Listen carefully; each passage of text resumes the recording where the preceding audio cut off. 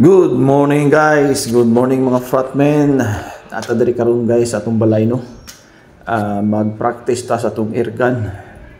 And regarding aning akong airgun guys, ako lang ipakita sa video guys nga akong target guys dili mga buhi nga mga hayop or buhi nga mga butang or buhi nga mga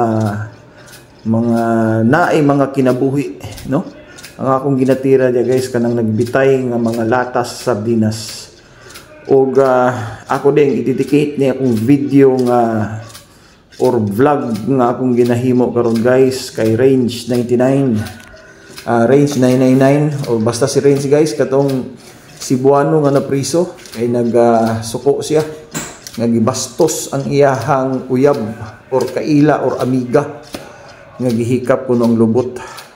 So bisag ako ba naman guys, part sa ako ang pamilya, amigo or mga sis nako or mga say, mga sister sa ato ang fraternity guys no. Kaya ako admitted ko guys nga fratman ko. So usahay guys ug ato ang mga sis or mga sister gibasto sa laing lalaki. Murag masuko kita guys na agad sa ato ang DNA na nakatatak. O bisan pa ang mga hayop ug ibastos ang ilahang mga female nga mga kauban, mugawas gyud atong kaisog ug atong kasuko. Pero isit aside na to na guys, ilabi na karon nga mura og kanibitang tao nga naay armas or naay mga pusil. Disclaimer lang guys, katong mga tao nga naay LTAP kay niagi gyud na sila og saktong training, saktong educational background, sakto nga seminar, sakto nga pagtudlo during sa pagkuha nila sa ilahang LTAP or license to operate and possess firearms.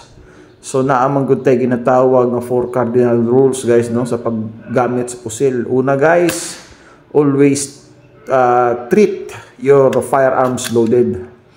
So sa kana nga kuan lang guys nga ug na kay pusil kinahanglan atog yung i-treat ang atong armas nga naagi say bala permanente, i-check ginato ang chamber.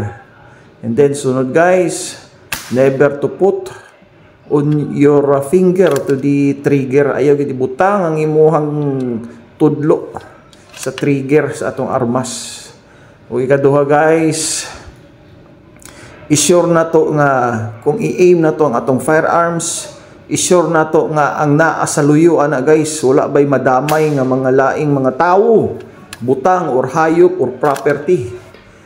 O kani bitong maghawit ang armas guys, i-check gyud na to always nga dili kita makapasakit og laing tawo. Pero guys kung naa na nga to ang kinabuhi sa delikado or maingon na to nga ang kinabuhi sa tao naa na gyud sa sitwasyon nga 50-50 ang imong kinabuhi, patyo na gyud ka kay ang imuhang naitaw nga mang hold up nimo, tulison ka. Siguro guys that's the time nga required na ka nga gamito nimo na imong firearms.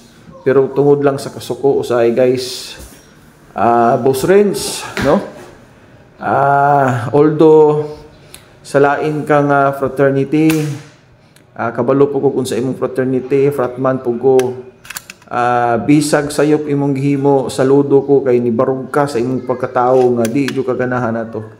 Pero sayop gyapon imong gihimo, pero bata pa ka boss Range, naa pa kay future. Siguro pareho ni Mike Tyson no, nasulod sa prisuhan, mas nilambo ang iyang pagka professional boxer, mas na experience niya sa sulod sa prisuhan ug unsa gyud ang kinabuhi naa jud kay matun-an diha sa sulod sa prisuhan. Mo siguro na ang himo sa Ginoo para naa kay matutunan sa kinabuhi nga dili ta mag-ingunana no, di na to gamiton dayon ang init sa atong ulo kay nakasinati na po ko ginana kaning kainit sa ulo kaning taong isog naa sa kaisog wa ginay maayong kapadtuan.